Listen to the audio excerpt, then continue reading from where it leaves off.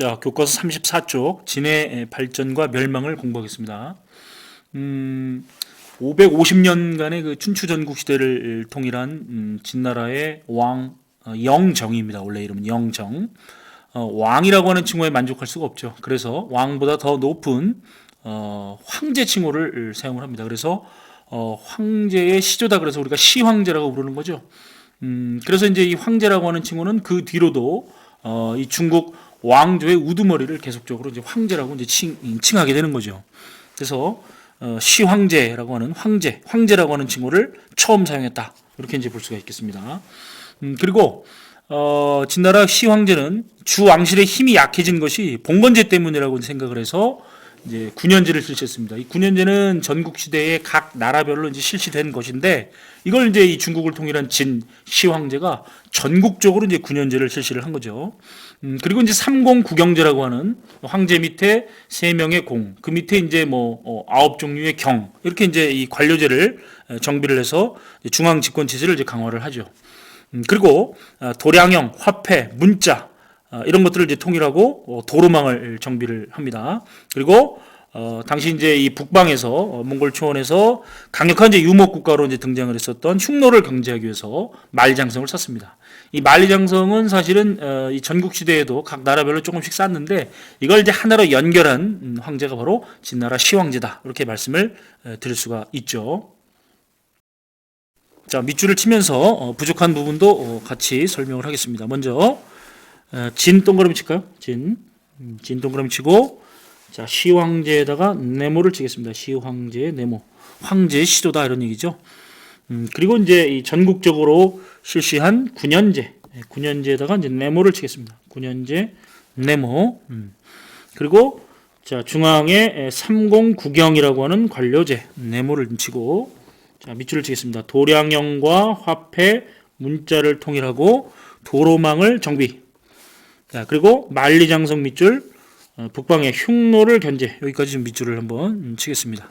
그리고 이제 추가적으로 분서갱유를 한번 써볼까요? 분서갱유. 자, 이 분서갱유라고 하는 것은 바로 이 진나라가 이제 이 법과 사상을 채택한 그런 국가이기 때문에 바로 유학 서적을 불태우고 유학자들을 이제 묻어버렸다 이런 얘기죠.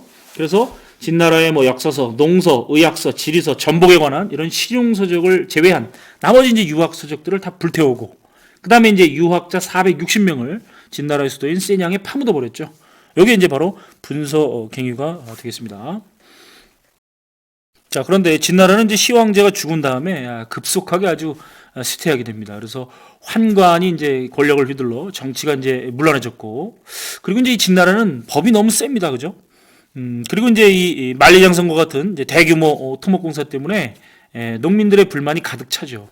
그 중에서 이제 여러 이제 이 농민봉기가 있지만 대표적으로 이제 진승과 오광의 난이라고 있습니다. 밑줄을 자 농민들의 봉기 밑줄 치고 자 진나라를 멸망으로 이끌었던 대표적인 농민봉기가 바로 이제 진승과 사람 이름입니다. 진승과 오광의 난이죠. 그래서 이제 이 진승과 오광은 이제 만리장성을 이제 쌓으러 가야 되는데 비가 너무 많이 오는 겁니다. 그래서 약속된 날짜에 도착을 할 수가 없죠. 그 진나라 법에는 이제 약속한 날짜에 도착하지 못하면 뭐 허리를 잘라 죽인다든지 요차명, 뭐 발 뒤꿈치를 깐다든지 굉장히 이 법이 강했습니다. 그래서 어차피 지금 이제 이 만리장성 쌓으러 가는 날짜에 도착을 못하니까 이래 주구나 저래 주구나 한번 봉기 한번 일으켜보고 죽자 해서 이제 진승과 오광의 난을 계기로 해서 결국은 이제 이 진나라는 통일한 지 15년 만에 이제 멸망하게 되고 그러한 이제 혼란 속에서 옛날 초나라 농민 출신이었던 유방과 그다음에 옛날 초나라 귀족 출신이었던 항우가 서로 이제 이 대결을 벌이다가 결국은 이제 이 유방이 기원전 202년에 한 나라를 세우게 되는 것이고 이것이 이제 바로 이제 이분이 바로 이 사람이 한 고조가 되는 거죠. 자, 관련 사진을 좀 보도록 하겠습니다. 지금 이제 이 진나라의 지도입니다. 진나라의 수도가 세냥이죠. 한자로 함양인데 오늘날 이제 시안, 서안에 이제 포함되어 있습니다. 지금 이제 이 세냥에서 이렇게 전국 각지로 이렇게 실핏줄처럼 퍼져나가는 이 도로, 바로 이제 시황제가 정비했던 바로 치도라고 하는 그런 도로가 되겠죠. 그리고 자, 그 몽염 장군을 시켜서 몽염 30만 명을 주고 몽염 장군을 시켜서 이제 이 흉노를 이제 북으로 이제 추방하고 있는 그 모습이 이제 지도에 표현되어 있고, 그리고 이것은 삼공 구경지입니다. 이제 중앙의 황제 밑에 세 명의 이제 이제 재상들이죠. 그리고 이제 그 밑에 이 9명의 경, 그리고 이제 지방은 이제 군, 현 이렇게 나가는 거죠. 바로 이게 이제 군현제입니다. 그래서 이제 황제가 전국을 이제 36개 군으로 나누고 그 아래는 현을 두고, 그래서 이제 군엔 군수, 현에는 현령을 파견해서 이제 이 뭡니까 그 중앙 집권을 이제 강화했다. 이게 이제 진나라의 군현제가 되겠습니다. 그리고 이제 도량형 화폐 문자 통일과 관련해서 이것은 이제 진나라의 바로 그 저울추, 그다음에 뭐 돼, 이런 식으로 이제 이 도량형 길이 무게 부피를 이제 통일해서 세금을 법에 정해진 대로 정확하게 걷기 위해서 이렇게 도량형을 통일했다. 이것은 이제 화폐 통일이죠. 전국 시대에 각 나라가 썼던 화폐의 모양이 다르죠. 제나라 연나라 같은 경우는 이제 이 칼 모양의 이 명도전이죠. 우리 한국사에도 나오는 명도전이죠. 그다음에 이제 조위 한나라는 이제 이 농기구 모양의 포전을 썼고, 진나라는 이제 이게 반량전입니다. 그래서 진나라의 화폐로 통일한 겁니다. 반량전이죠. 우리나라 뭡니까 이 한국사에서도 바로 이제 이 반량전, 뭐 명도전, 뭐 오수전 이런 것들이 이제 출토가 되는데, 이 반량이라고 하는 것은 한 양의 반, 바로 이제 18g에 이제 16g의 2분의 1 정도 되는, 한 8g 정도 되는 한 양의 반이다, 이런 뜻이죠. 자, 이거는 이제 반량전 직직사가 되겠습니다. 반량전이라고 한자로 써 있죠. 이거는 이제 문자 통일입니다. 이 편안할 안자와 말맞자가 각 나라가 쓰던 문자가 다르죠. 그래서 이 문자를 이제 진나라의 문자로 통일을 한 겁니다. 결국 이제 진나라는 이제 이 법이 너무 세고 대규모 토목공사를 많이 일으켰기 때문에 이제 진승과 오광의 난을 계기로 이제 15년 만에 이제 멸망하게 됩니다. 특히 이제 시황제 같은 경우는 이제 아방궁이라고 하는 대규모 궁궐도 이제 건축을 명했고, 그리고 이제 자기가 죽은 다음에 이제 들어갈 그 능을 아주 대규모로 이제 건설하게 되는데, 지금 보시는 게 이제 병마용이죠. 병사와 말을 이제 인형으로 만든 거죠. 실제로 중국 시안에 가보면 굉장히 그 규모가 큰 병마용을 이제 볼 수가 있고, 요거는 이제 입사용이죠. 활을 쏘는 자세의 그 병마용이 되겠습니다. 정말 이제 어마어마한 규모로 이 자기의 황릉을 만들었고, 지금 현재도 중국에서 이 진시황릉을 발굴 중이라고 이렇게 합니다. 진시황이 이제 탔다라고 하는 이제 말이 끄는 진시황의 청동마차도 이렇게 있습니다. 자, 얼굴이 다 다르죠. 네. 자, 교과서로 다시 돌아오도록 하겠습니다. 계속해서 이제 한나라의 발전과 쇠퇴입니다. 진나라 말에 이제 그 항우와 유방이 이제 대결을 펼치죠. 이제 초한지의 시대죠. 바로 이제 장기의 소재가 됐던 그 초나라와 한나라의 싸움. 그래서 이제 유방이 이제 한나라를 기원전 202년에 세우고 한고조가 이제 됩니다. 이 한고조 유방은 군현제와 봉건제를 절충한 이제 군국제를 시행했었다. 밑줄 한번 쳐볼까요? 자, 지방은 군현제와 봉건제를 절충한 군국제. 이 군국제에다가 이제 네모를 좀 치겠습니다. 네모. 자, 군국제.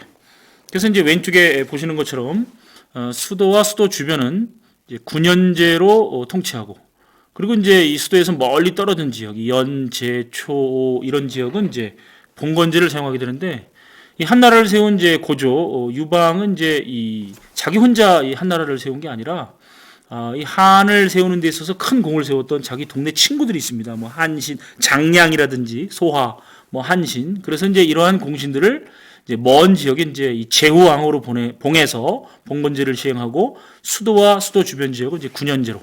그래서 이제 군현제와 봉건제를 절충한 한나라 초기의 지방 제도를 뭐라고 부른다? 군국제도라고 부릅니다. 군국제. 자, 그리고 이제 이 흉노. 이미 이제 이 전국 시대를 지나서 이제 진나라 때 시황제가 이제 그 흉노를 이제 공격해서 오르도스 지방에서 이제 흉노를 몰아내고 만리장성을 쌓을 정도로 이제 중국에 자주 침략을 했었는데, 이 한나라 초기에도 이 한 고조 때도 이 흉노가 만리장성을 넘어서 이제 한나라를 공격하자 한 고조는 32만 명의 대군을 끌고 이 흉노를 이제 정발하러 가는데, 오늘날 산시성 따퉁, 이제 그 당시 이름은 이제 평성입니다. 그 평성 백등산에서 흉노의 40만 군대에게 포위를 당해서 다 이제 전멸할 뻔하다가 그 흉노의 우두머리를 우리가 선우라고 부르거든요. 그 묵툭선우입니다. 이 묵툭선우의 마누라 연지를 좀 꼬셔서 간신히 이제 이 포위를 풀고 이제 도망쳐 오게 되는 겁니다.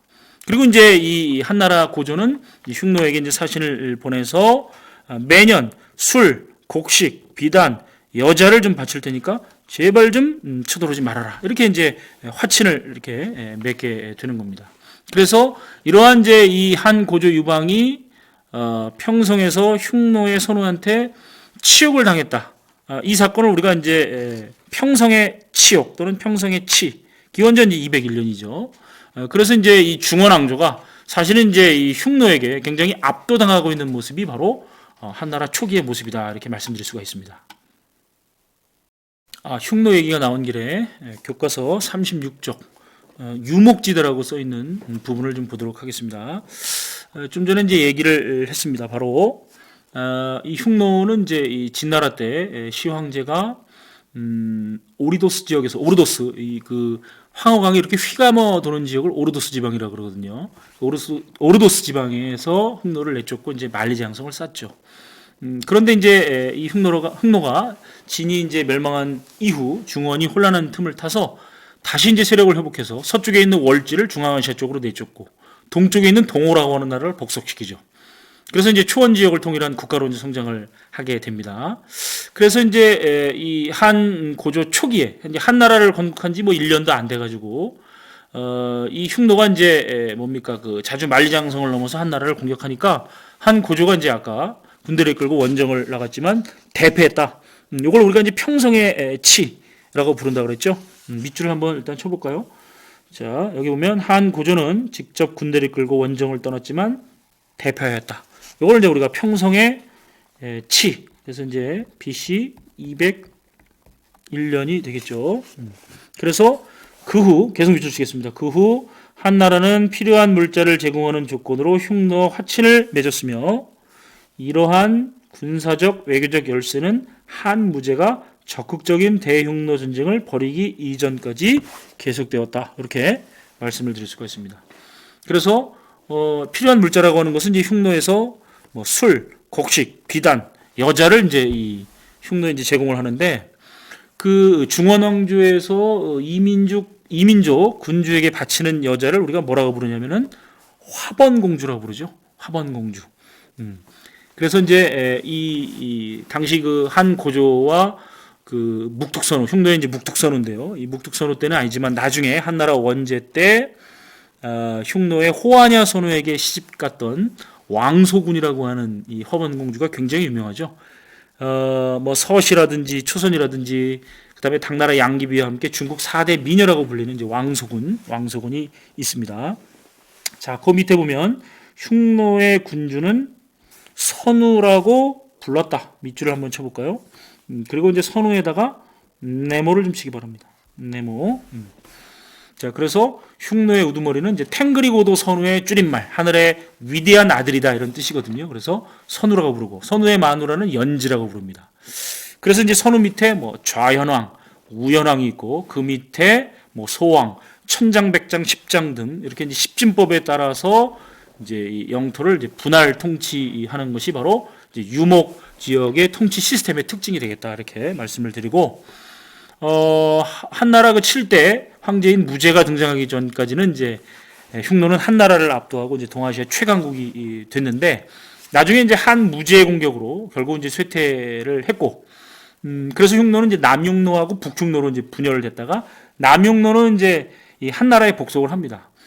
그리고 이제 북흉노 같은 경우는 이제 저쪽 중앙아시아를 넘어서 이제 유럽 지역으로 이동하게 되는데, 한동안 이제 역사 속에서 사라졌다가 갑자기 또 이제 뭡니까 그 유럽 지역에서 나타나게 된 훈족이라고 하는 이름으로 나타나는데 그 훈족이 이제 게르만족의 이동을 촉발했다 이런 이제 이야기가 있죠.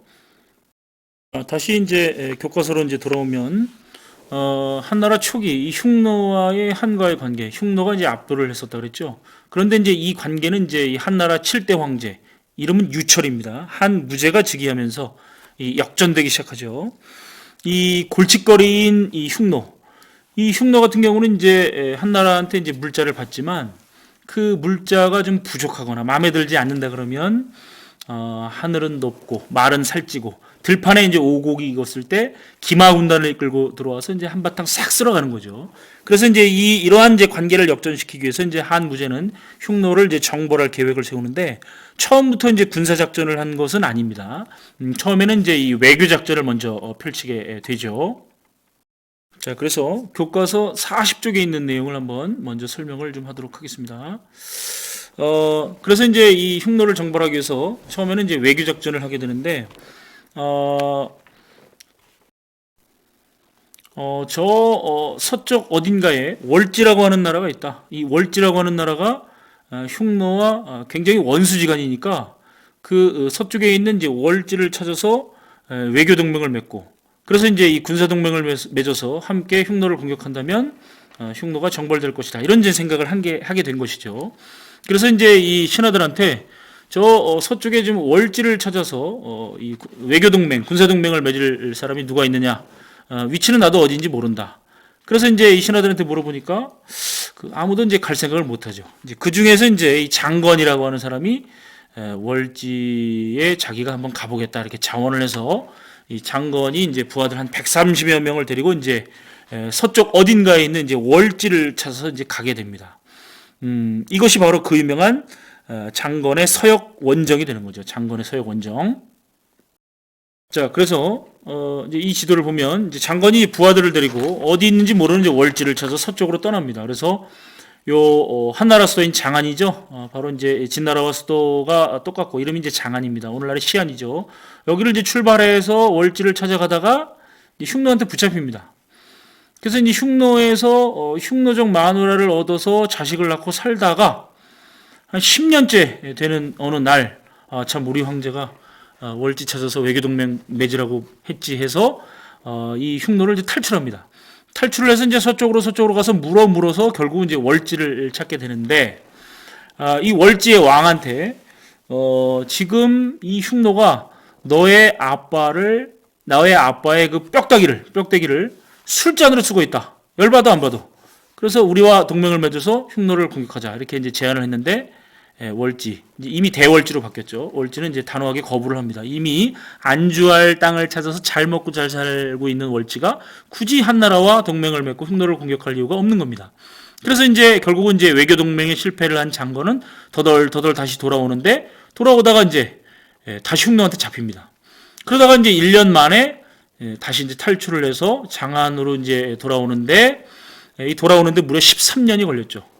왔는데 여전히 황제는 이제 한 무제인 거죠. 한 무제가 55년 동안 지배를 했으니까.